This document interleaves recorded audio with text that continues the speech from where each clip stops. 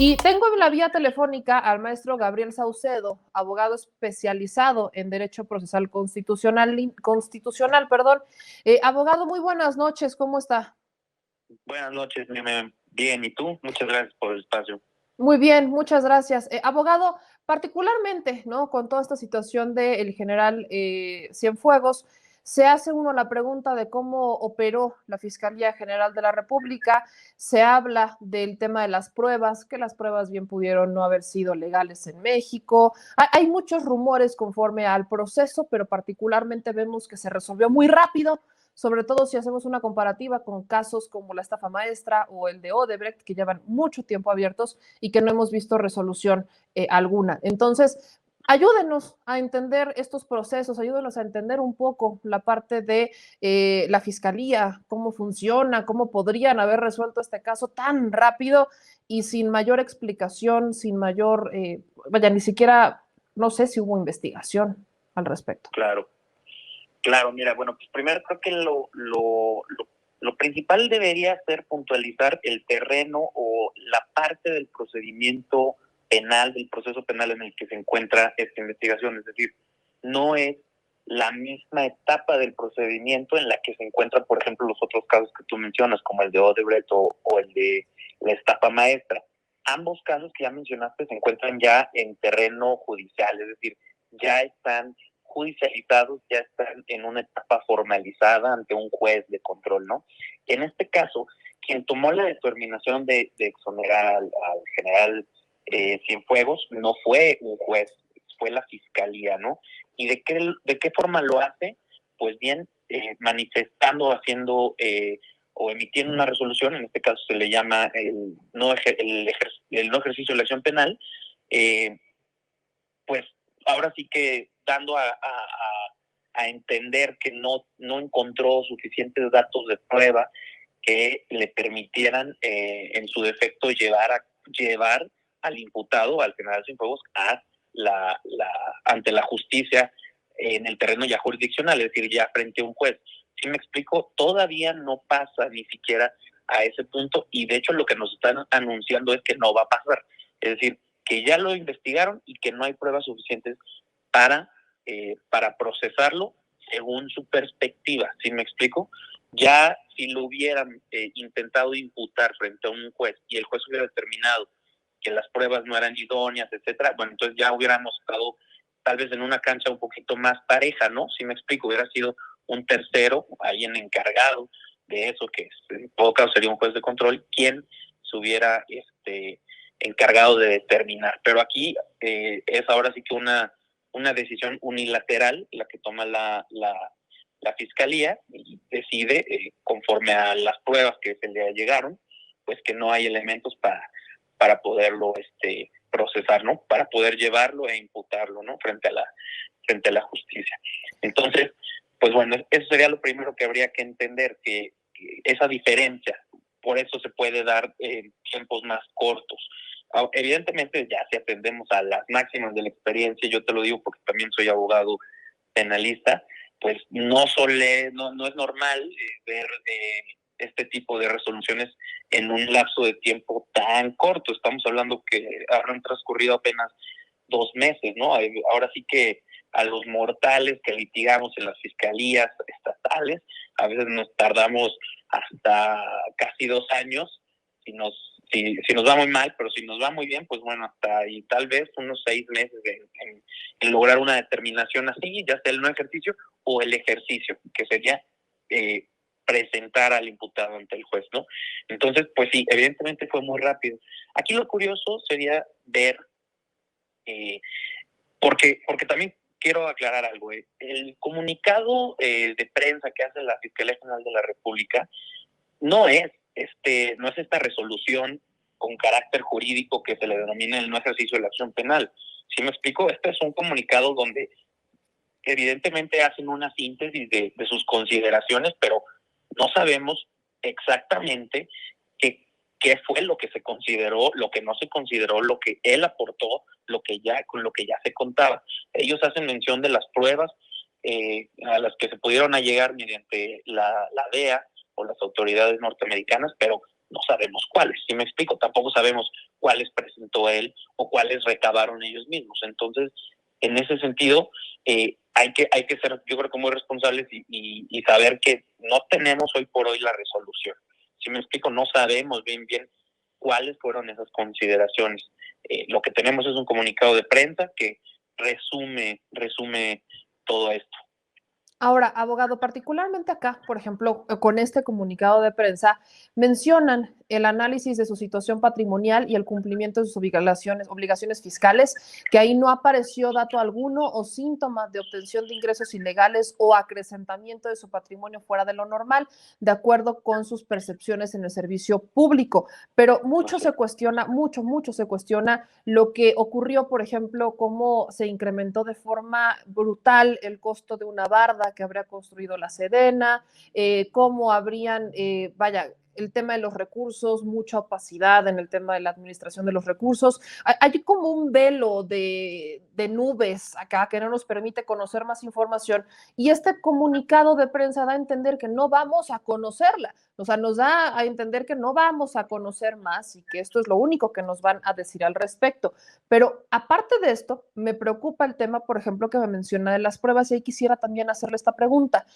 ¿Qué tan complicado o qué tan distinto es el sistema en Estados Unidos, por ejemplo, que allá estaba el tema de BlackBerry, ¿no? Que era la prueba más que más cacarearon en Estados Unidos, que había conversaciones en un BlackBerry y que esas eran las pruebas con las que se comprobaba que había una comunicación entre el general Salvador Cienfuegos Cepeda y el líder de esta pequeña organización criminal. Y ahí se basaron, pero justo cuando estábamos en va a venir, ya lo van a extraditar y demás, de los comentarios que más escuché es que las pruebas de Estados Unidos no iban a aplicar o no todas iban a ser posibles de utilizar aquí en México por el sistema per se no lo permitía. ¿Eso pudo haber sido un obstáculo, algo que pudiera determinar pues esta resolución que informa la Fiscalía? Sí, completamente. Mira, máxime de que el sistema penal aquí en México, como se pretendió ya plasmar en la Constitución desde el 2008 y ya después con posteriores emisiones de leyes como el Código Nacional de Procedimientos Penales que lo regularizó a nivel nacional, máxime de que en esta ley se pretendió acercarse un poquito a este tipo de herramientas como de carácter anglosajón, pues con ciertas similitudes a la justicia norteamericana. Lo cierto es que cuando hablamos de licitud probatoria, sí, cada país tiene su propia doctrina y sus propias costumbres, ¿no? Entonces, en ese sentido, sí es cierto, esto es completamente cierto, que Estados Unidos es mucho menos garante en ese sentido con respecto de muchas cuestiones, entre ellas, claro, las de las comunicaciones privadas. Aquí en México bien está plasmado en el artículo 16 constitucional que la intervención de las comunicaciones debe de llevarse a cabo mediante autorización de un juez, ¿no? Aquí la diferencia radica en que evidentemente el estándar con el que cuentan los jueces en Estados Unidos para acceder a este tipo de intervenciones, pues a este tipo de peticiones de intervención, pues evidentemente es menor, porque pues ahora sí que por cuestiones circunstanciales, evidentemente Estados Unidos tiene cuestiones de seguridad nacional mucho más delicadas, por ejemplo, mientras que México tal vez no tanto y las cuestiones que debería atender de esa manera son las relacionadas a delincuencia organizada. Entonces, desde que existen este tipo de parámetros distintos, sí es cierto que allá se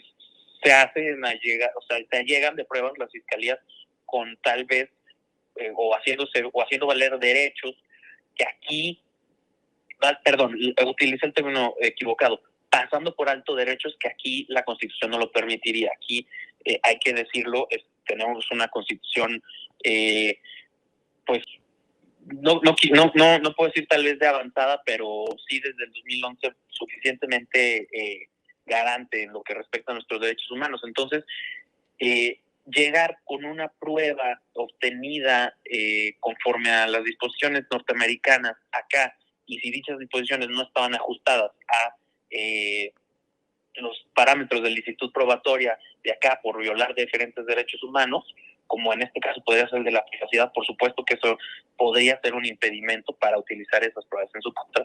Pero a ver, aquí no hay que pasar por alto algo. El Estado mexicano negoció que la Fiscalía estadounidense retirara esos cargos y que posteriormente lo pudieran extraditar para ser investigado y procesado acá, ¿no?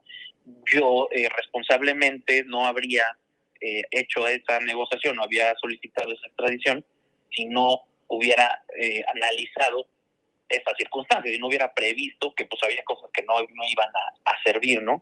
Yo lo puse por ahí en Twitter hace rato, la justicia americana pues no da pasos en falsos, no va a mandar a prender a una persona y mucho menos a alguien con ese tipo de personalidad o que haya ocupado cargos tan importantes en otro país sin tener un caso ya construido, ¿no? Ahora sí que si te pasan el caso ya construido para acá, habrá también la manera de ver pues qué imputaciones, ¿no? Digo, no creo que sea de a gratis lo que la DEA diga, ¿no? Ahora, abogado, me gustaría preguntarle y con esto concluir, porque estamos como en el breaking y todavía hay mucho que analizar. ¿Usted cree que exista una investigación ampliada en su experiencia, que quizás por ahí, yo optimista siempre, la Fiscalía vaya a extender esta investigación o que pueda dar a lujo de detalle quizás cuáles fueron los elementos que los llevan a tomar esta decisión? ¿Algo más que se podría hacer desde la perspectiva de la Fiscalía o con esto ya nos quedamos? Pues mira, una persona no puede ser juzgada dos veces por los mismos hechos, ¿no? Si esta resolución queda firme, es decir, no es impugnada ni nada, pues ya por lo que se le imputó en su primer momento, que es algo que también aparte nos hace falta conocer bien, pues ya por eso ya no podría ser juzgado, eso es un hecho.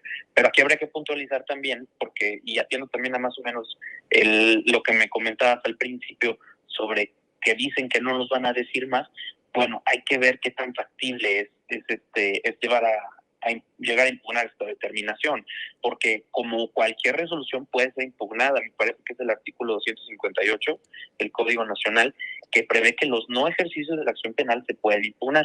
Aquí el problema sería quién, porque los delitos por los cuales se le estaban investigando son delitos que considerados de carácter grave que ponen en riesgo a la sociedad, ¿no? Entonces la sociedad en este caso sería la afectada, ¿no? Esa sería la sociedad, de qué manera va a presentar o va a lograr impugnar. Esa sería la cuestión jurídica a resolver, porque eso nos queda muy claro cuando tenemos, un fraude, ¿no?, entre dos personas, pues quien puede impugnar es el afectado, pero en este caso se supone que la representación social es la fiscalía. Entonces, si la fiscalía propia, que es la representante de la sociedad, determina que no tiene elementos, pues estamos ahora sí que en una encrucijada y no podríamos acceder a impugnar y por lo tanto a conocer a mayor extensión si hay otra investigación, si quedaron otras líneas de investigación abiertas, si hubo ahí lagunas interpretativas o de consideración en la determinación de la fiscalía. ¿Sí me explico? La verdad que yo creo que, visto ya fuera de lo jurídico, visto desde el tema político, sería pues bastante de agradecerse por parte de la fiscalía que publicaran la resolución y no nada más que dijeran pues a lo que concluyeron, pero pues una resolución donde pudiéramos ver, ¿no?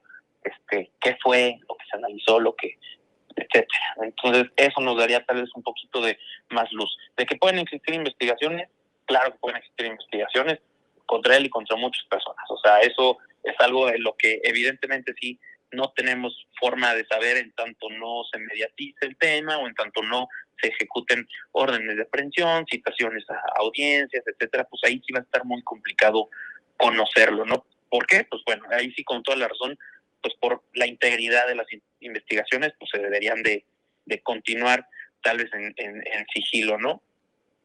Ahora, abogado, para cerrar, me gustaría conocer su opinión, llegar como una reflexión con todos estos casos que está llevando la Fiscalía General de la República. ¿Cómo evaluaría el trabajo desempeñado por un Gers Manero hasta este momento? Usted como especialista que se dedica también a estos temas legales, ¿cómo lo evaluaría? Pues, mira, honestamente, yo creo que ha quedado bastante, pero mucho a deber, ¿no? Porque estaríamos hablando, por ejemplo, en este caso, de uno de los primeros hitos en temas de delincuencia organizada, ¿sí me explico? Estamos acostumbrados, quizá también porque nos conocemos como mexicanos, sabemos que lo político nos llama y lo mediático, a nada más ver que están procediendo tal vez contra funcionarios y que los casos están endebles, a mediatizar mucho los temas como por ejemplo el de Lozoya, pero pues sería interesante verlos pues tal vez dando golpes más duros, ¿no? A las organizaciones delictivas, etcétera, y eso es algo que no ha hecho, y eso es algo natural, a partir de que incluso dentro de la administración central hay fuertes diferencias, por ejemplo, entre otras autoridades que colaboran con la fiscalía, con la propia fiscalía. Tal es el caso, por ejemplo, del titular de la unidad de inteligencia financiera, con quien ha tenido ya varias rencillas el fiscal general, porque pues no encuentran la manera de decidir quién tiene que proceder, de aportar cierta información, etcétera, cumplir con los parámetros constitucionales bien para que los casos resulten. Les falta mucha coordinación. Me parece que es un abogado pues, reconocido, claro, pero creo yo que al Estado mexicano le hace falta un abogado un poco más novedoso, un poco más joven de esta nueva escuela. Al final, como te comentaba, el sistema, a pesar de que tiene o se pretendió que entrara en operación conforme a una reforma del 2008, lo cierto es que, bueno, te pongo el ejemplo, aquí en San Luis Potosí entró en vigor hasta el 2016.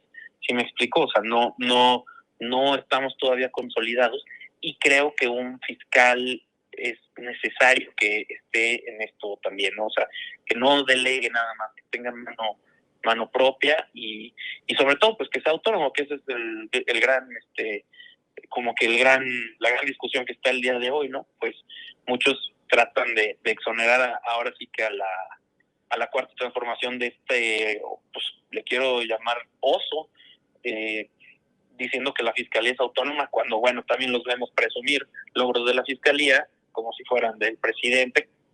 ¿Dónde está entonces la autonomía, no? O sea, ahí hay varias cuestiones que uno no termina de comprar todavía. Creo que deberían de avanzar, creo que debería el propio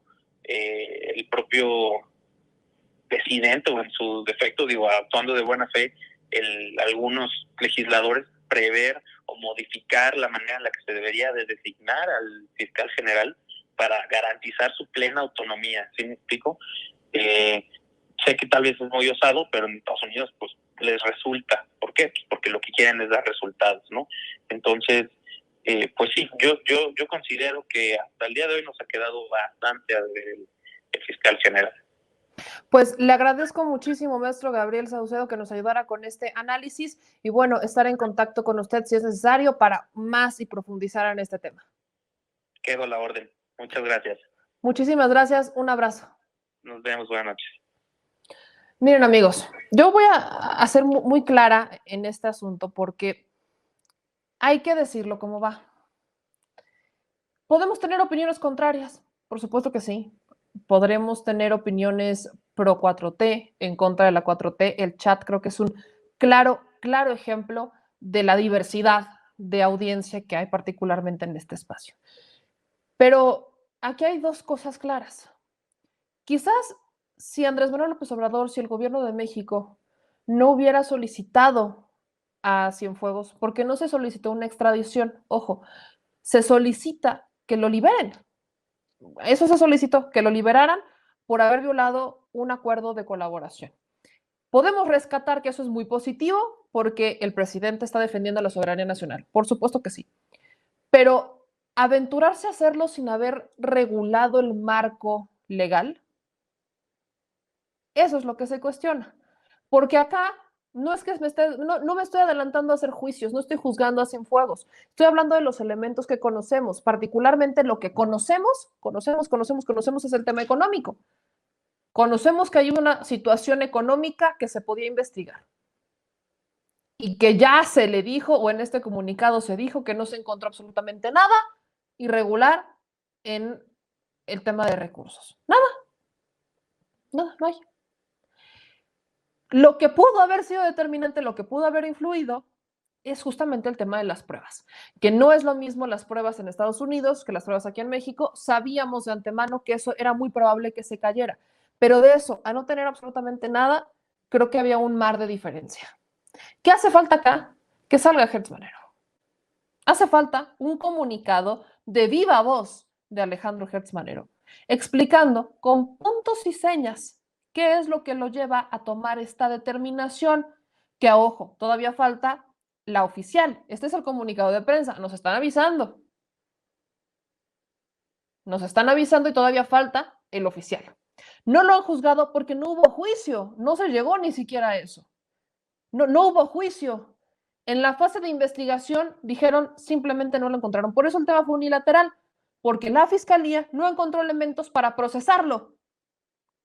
Eso es lo que ni siquiera llegábamos a un juicio, porque la fiscalía dijo no hay más. Así. Eso es lo que